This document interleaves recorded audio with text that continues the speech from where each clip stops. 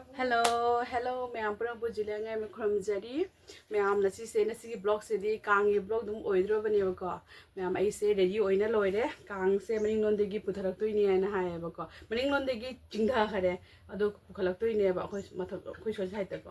अदो मैम अदो हेरुका के सेम सानबदी दुम लोइरे बनेको अदो ऐसुम रेडी ओइना लोइरे मैम असेसे इंजल्ले को असे कांग नोमिने ने कितंग नोथांगनबसी ओइना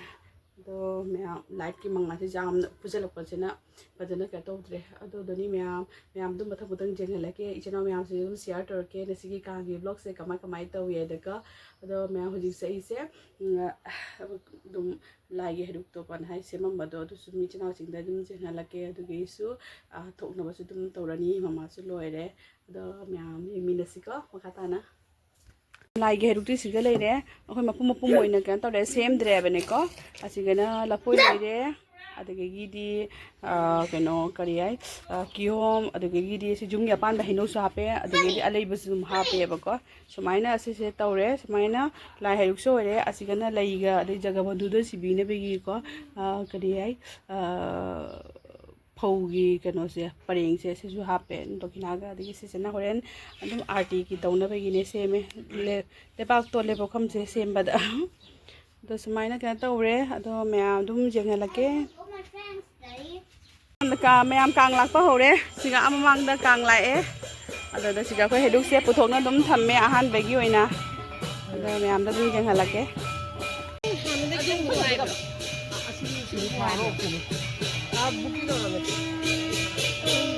वाह वाह वाह सुनते लाउने नो बिल्कुल लाउने मेरे भजन का पूछे कोई नहीं मैं जाम ये यारी से वाह वाह वाह वाह मामा कोई सिका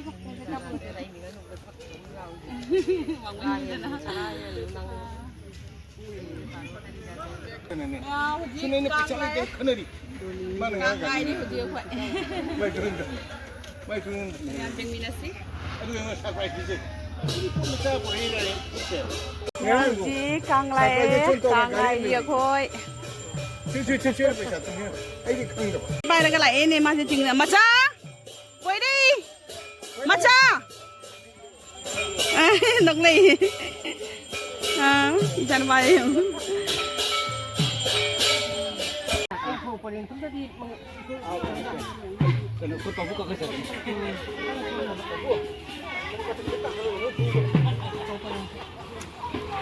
dah kalau ini buat hari ni.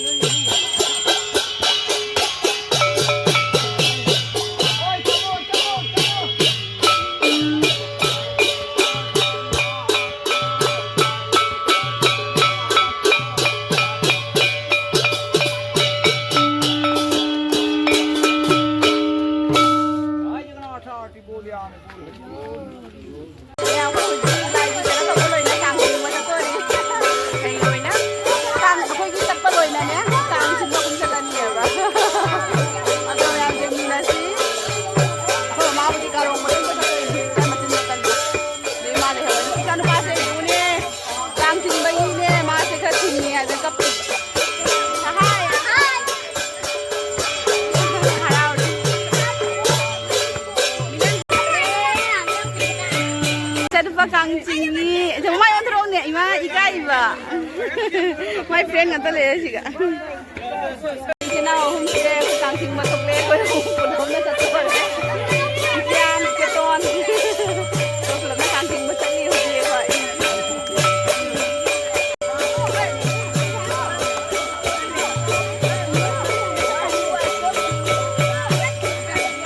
Le sabi singi jong se. Ako'y Ranipur gay sabi. Amadi abem. Ya, kanda. Ako'y Ranipur lay sabi kata ay daw ore kasi lay sabi ulag ke. Lay sabi pa jabi kata ni. Jimmy siya pa nam thore so pa na taba me am pro visa or bani ne hada Jimmy pa jana ya me.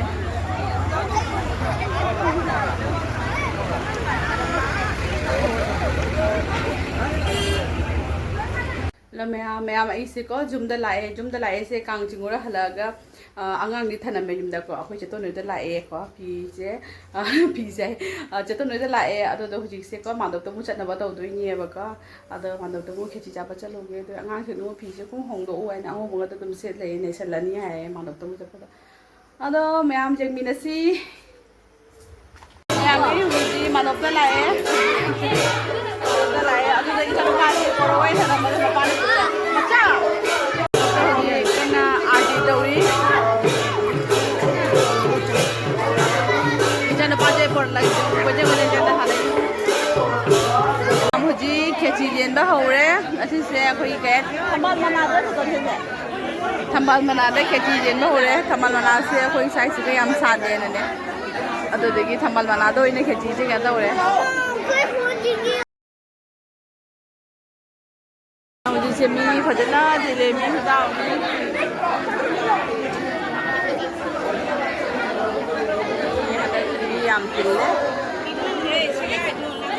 Hello ma'am कर तो रे जुम लाए आते चारक जुम चारनी ममागा पुनः Mamadi चतबनी को लाइगी कनो से प्रसाद से खितंग तंगना हाइने जुमदो होरे अदो मैम क्या तौरगे ब्लॉग से मतंग से सुम लोइसलगे अदो मैम रुसिबिदुना चैनल से लाइक सब्सक्राइब शेयर तो कमेंट से तुम हाइबिरमु मैम नुंगाई नुंगाइतेना मैम से हाइ थमजरगे बाय बाय गुड नाइट।